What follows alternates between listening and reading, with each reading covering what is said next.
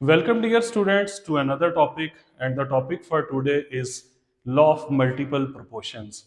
It is also called as the Dalton's law of multiple proportions because it was presented by John Dalton. Now what this law is about? This law is about how two elements make different compounds. Mean the theme of the law will be that if the two elements combine to form different compounds, then what will be the ratio of their combinations? Let's move towards the statement of the law.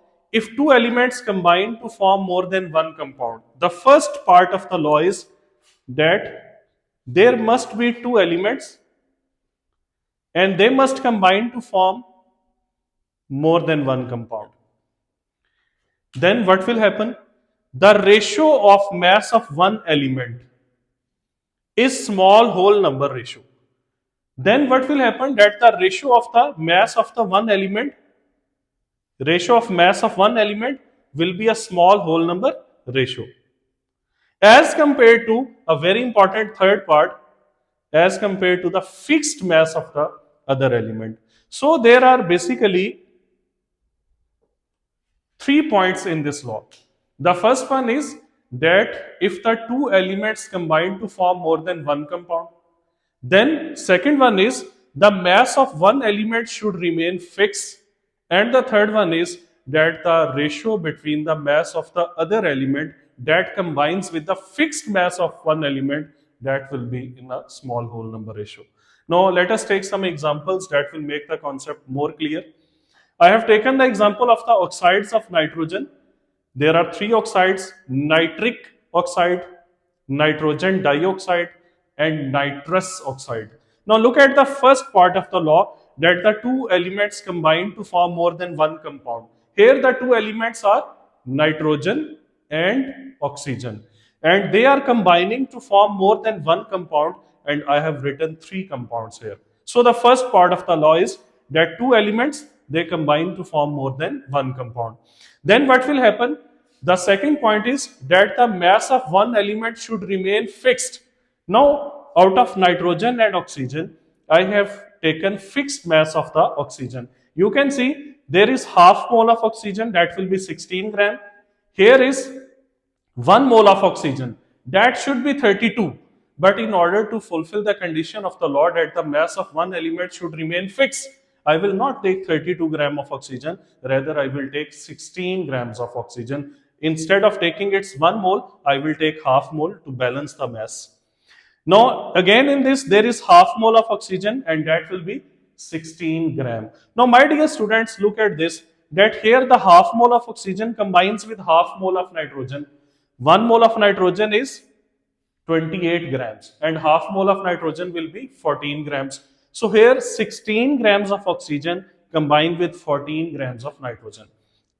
Now look at this case. Here 32 gram of oxygen combined with 14 gram of nitrogen. But if you will take 16 gram, then we will say that 16 gram of oxygen will combine with 7 gram of nitrogen. Listen again. 32 gram of oxygen combined with 14 gram of nitrogen, then the 16 gram of oxygen will combine half of mass of the nitrogen, and that will be 7 grams. So here 16 gram combines with 7 gram.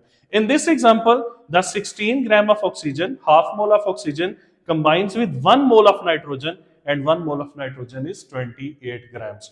So the two elements have combined to form more than one compound, and we have taken fixed mass of one element, and that is oxygen. We have taken 16 gram of oxygen in all cases. Now what will be the ratio between the mass of the other element? Now let us write down its ratio. Here there is 14 gram of nitrogen. Here are 7 grams of nitrogen, and here are 28 grams of nitrogen. This one is the ratio of the masses of the nitrogen in three different compounds with oxygen. Now simplify this ratio. Dear students, it will be 2:1:4, and that is a small whole number ratio. So the two elements, they combined to form more than one compound. The mass of one element was fixed, and the ratio between the mass of the other element, that was a small whole number ratio. That is the law of multiple proportions. Now let us take another example of the oxides of the carbon. In this case, carbon and oxygen, these are the two elements. They are combining to form two compounds. One is the carbon monoxide, other is the carbon dioxide. I have taken fixed mass of carbon. Here we will say 12 gram of carbon combined with half mole of oxygen, that is 16 gram. And in this case, 1 mole of carbon means 12 gram will combine with 1 mole of oxygen, that is the 32 grams. So the mass of carbon is fixed. And now let's see how the mass of the oxygen varies. In this, it is 16, and here it is 32. 16 gram and 32 gram. Simplifying it, it will cancel, and the ratio will be 1:2.